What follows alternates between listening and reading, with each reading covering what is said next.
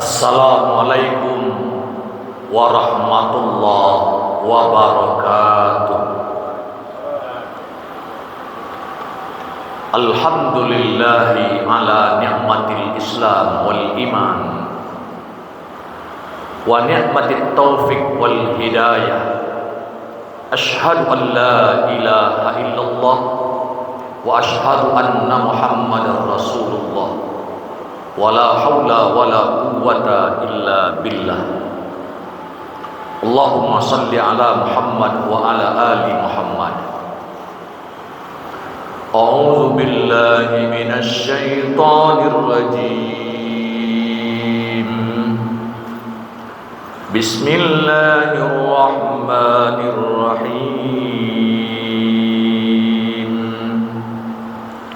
Wa huwallazi أنشأ لكم السمع والأبصار والأفئدة قليلا ما تشكرون.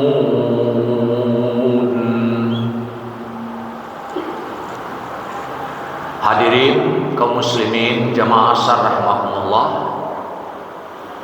dalam pengajian yang terbatas ini dan singkat waktunya,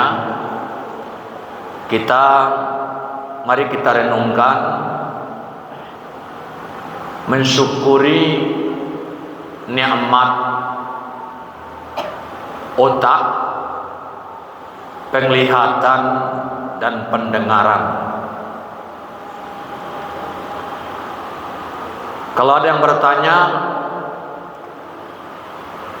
apa perbedaan otak dengan akal atau hubungan keduanya?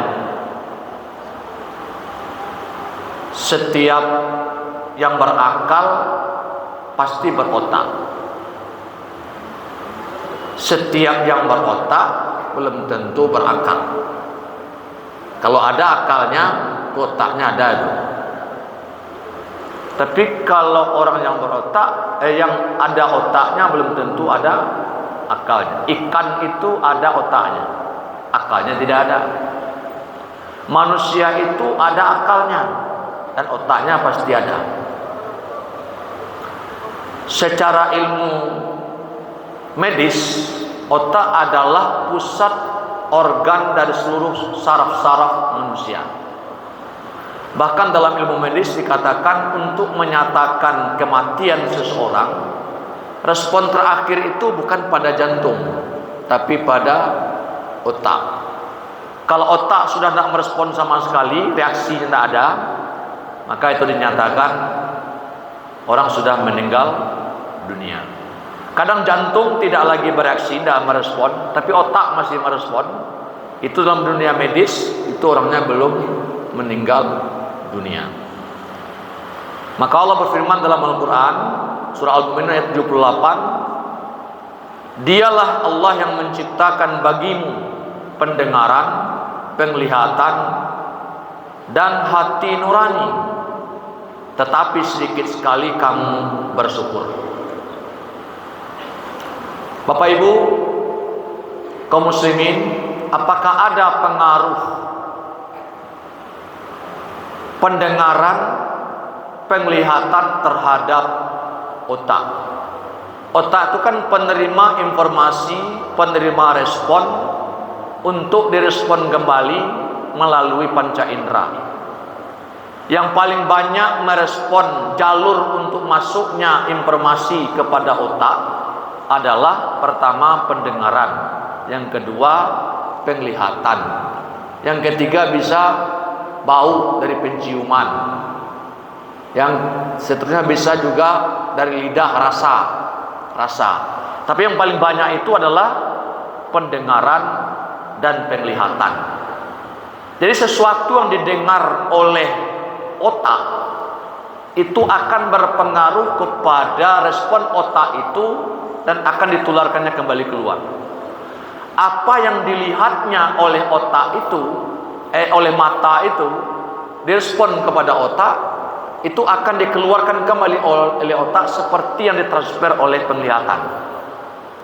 Sama juga dengan lidah merespon sesuatu rasa, asin, pedas, manis, pahit, itu kembali akan direspon, dikeluarkan oleh otak, bisa lewat suara bahwa itu asin, bahwa itu pedas, bahwa itu pahit.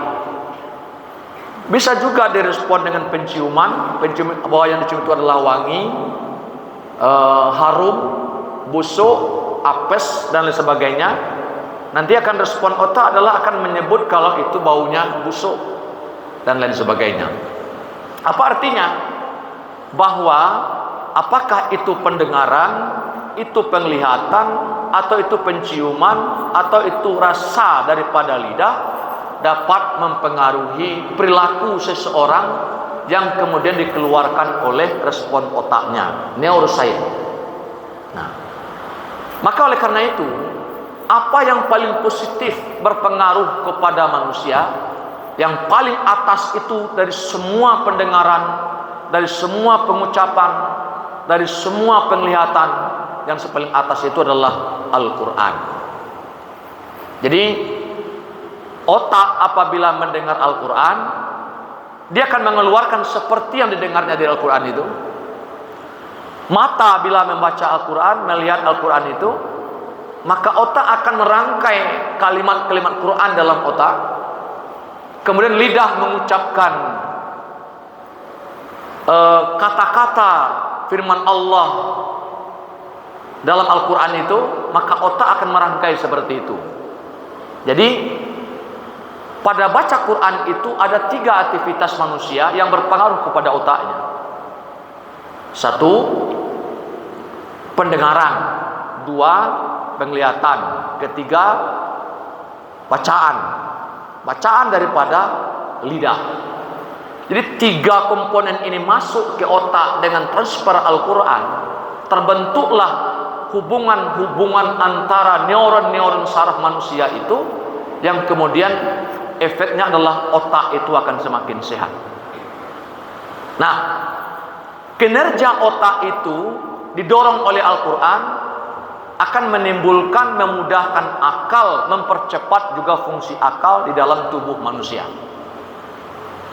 Nah, misalnya kalau otak nampak sebuah minuman, katakanlah minuman kopi susu, otak menyimpulkan suka, saya akan minum ini karena ini manis, itu otak.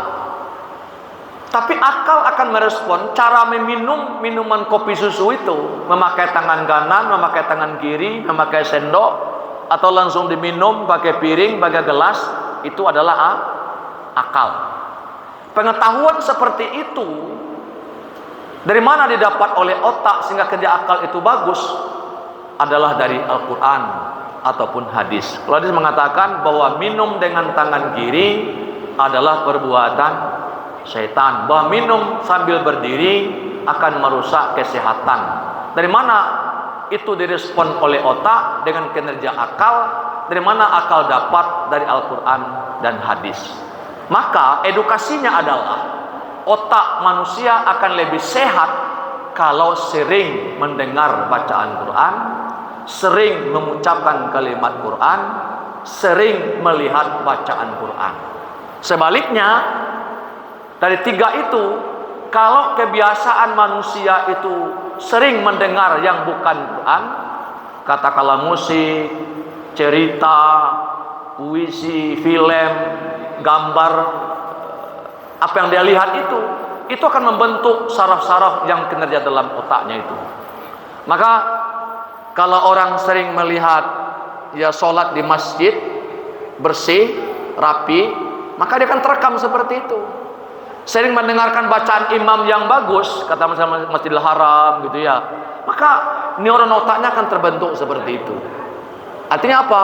Kita simpulkan bahwa membaca, merespon Al-Quran dengan otak 3 jalur, pendengaran, penglihatan, dan ucapan atau bacaan, itu akan membuat otak manusia bisa lebih sehat, dan sehat itu bisa cerdas dan meningkat fungsinya. Sebab otak semakin dia bekerja, maka semakin sehat. Akal pun dalam diri manusia yang bukan dia organ tubuh, tapi adalah ilham dari Allah yang ada pada manusia, yang memperkuat kinerja otak tersebut akan lebih cerdas apabila berinteraksi dengan Al-Quran. Maka dalam ilmu kalam dapat kita lihat, bila akal dipandu oleh wahyu Al-Quran dan bila akal dituntun oleh hadis-hadis Rasulullah SAW, disitulah akal akan berjalan dengan sehat dan otak pun akan semakin sehat. Oleh karena itu kaum muslimin jamaah asar rahimakumullah, mari kita syukuri nikmat kepada kita, mulai daripada otak, akal, penglihatan, pendengaran, ucapan lidah kita, dan rasa penciuman yang Allah berikan kepada kita. Dan mari kita gunakan sebaik-baiknya untuk merespon wahyu Allah Subhanahu wa taala agar semua nikmat itu meningkat fungsinya positif dalam hidup dan kehidupan kita, bisa memberikan kesehatan lahir dan batin. Amin ya rabbal alamin. Wabillahi taufiq wal hidayah. Wassalamualaikum warahmatullahi wabarakatuh.